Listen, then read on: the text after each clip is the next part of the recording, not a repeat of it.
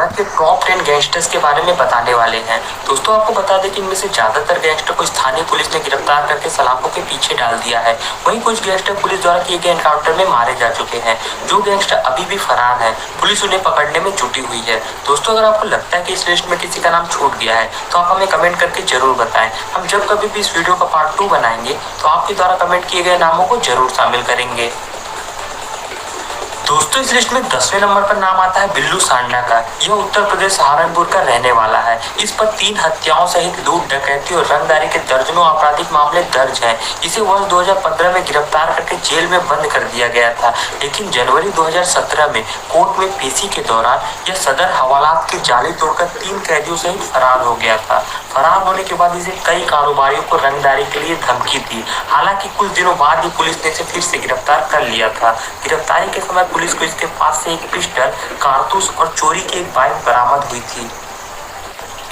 दोस्तों इस लिस्ट में 9वें नंबर पर नाम आता है लॉरेंस बिश्नोई का। यह मूलतः पंजाब के फाजिल्का का रहने वाला है। इसने पंजाब, हरियाणा और राजस्थान में कई वारदातों को अंजाम दिया है। इस पर कुल 50 से भी ज्यादा आपराधिक मामले दर्ज हैं। हालांकि 30 मामलों में यह बरी हो चुका है।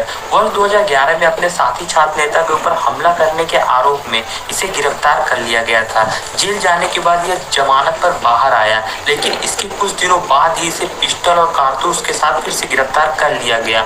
वर्ष 2015 में पेशी पर जाने के दौरान यह पुलिस को चकमा देकर फरार हो गया था। हालांकि बाद में इसे फिर से गिरफ्तार कर लिया गया था।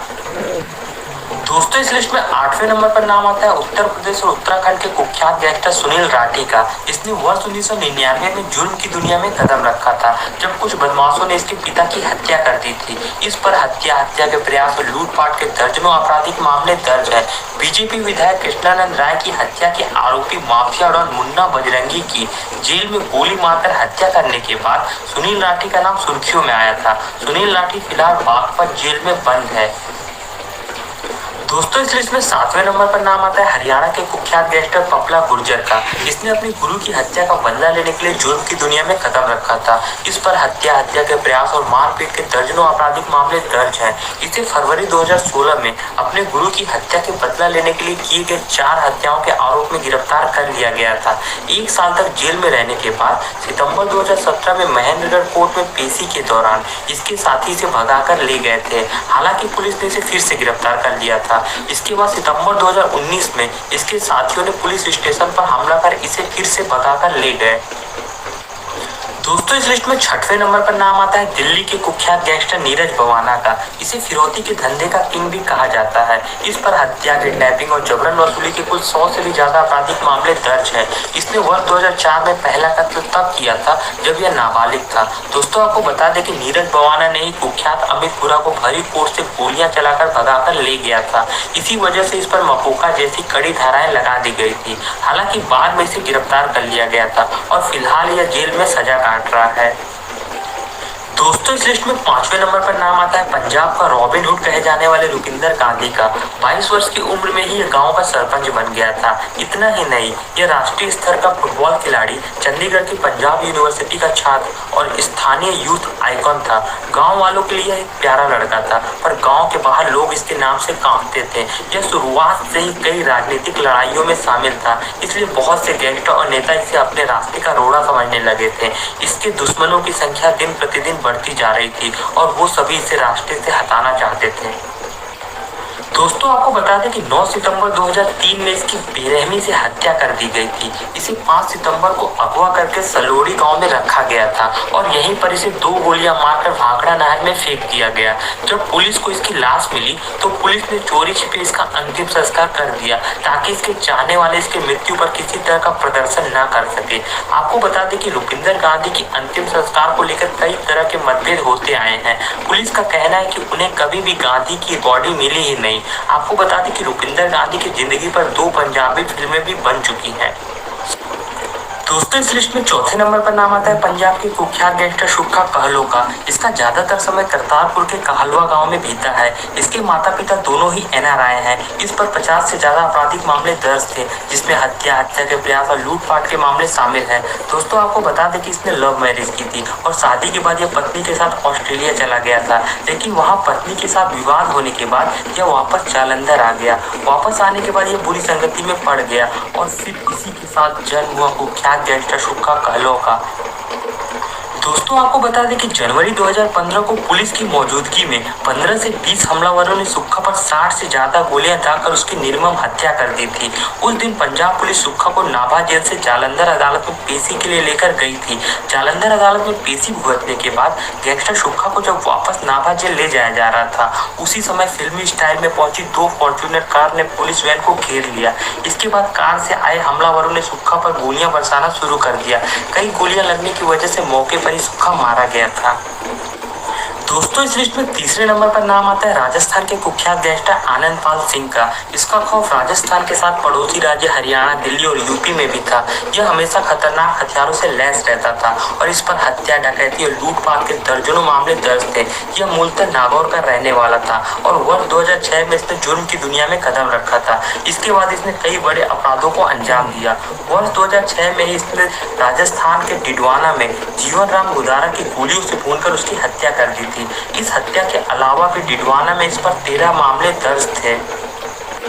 दोस्तों आपको बता दें कि सीकर के गोपाल फुगावट हत्याकांड को भी आनंदपाल ने ही अंजाम दिया था। इसने वर्ष 2006 से 2011 के बीच कई आपराधिक वारदातों को अंजाम दिया। इसी बीच इसने जयपुर के निकट फागी में एसओजी के सामने सरेंडर कर दिया। कई दिनों तक जेल में रहने के बाद सितंबर 2015 में पेशी पर जाते समय यह पुलिस वालों को चकमा देकर फरार हो गया था। इस घटना के 1.5 साल बाद पुलिस द्वारा किए गए एक ऑपरेशन में आनंदपाल को मार गिराया गया था। इस ऑपरेशन में दोनों तरफ से बहुत गोलियां चली थी। इसमें पुलिस के 2 जवान भी गंभीर रूप से घायल हुए थे।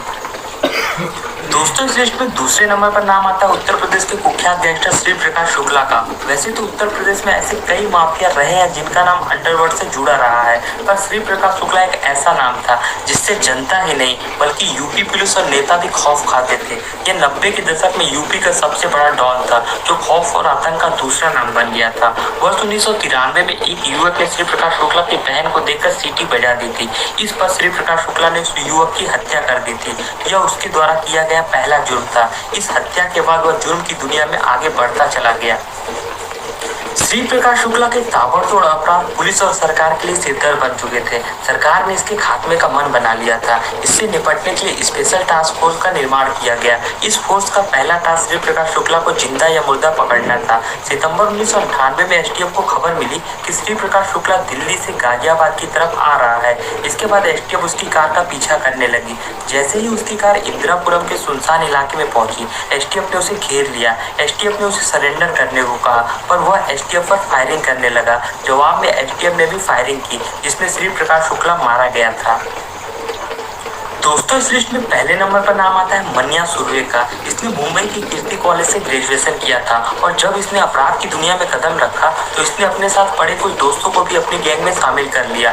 मन्या को अपराध की दुनिया में उसके सौतेले भाई भार्गव दादा ने लाया था। उस समय भार्गव दादा को उस इलाके में काफी दहशत थी। मन्या सुर्वे ने भार्गव दादा के साथ मिलकर वर्ष 1969 में किसी दानदेकर का मर्डर कर दिया था। इस कत्ल के आरोप में मन्या सुर्वे को गिरफ्तार कर लिया गया और इसी केस में उसे आजीवन कारावास की सजा हुई थी।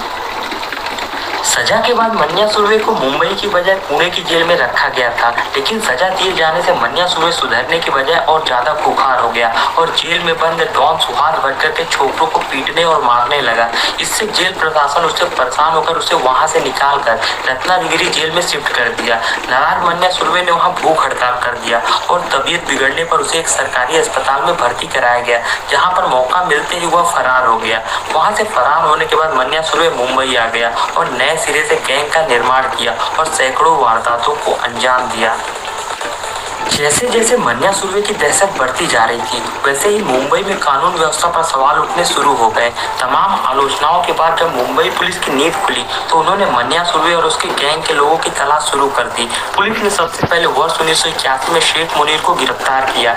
इसके बाद मन्या सुरवे गैंग के अन्य सदस्यों को भी गिरफ्तार कर लिया गया।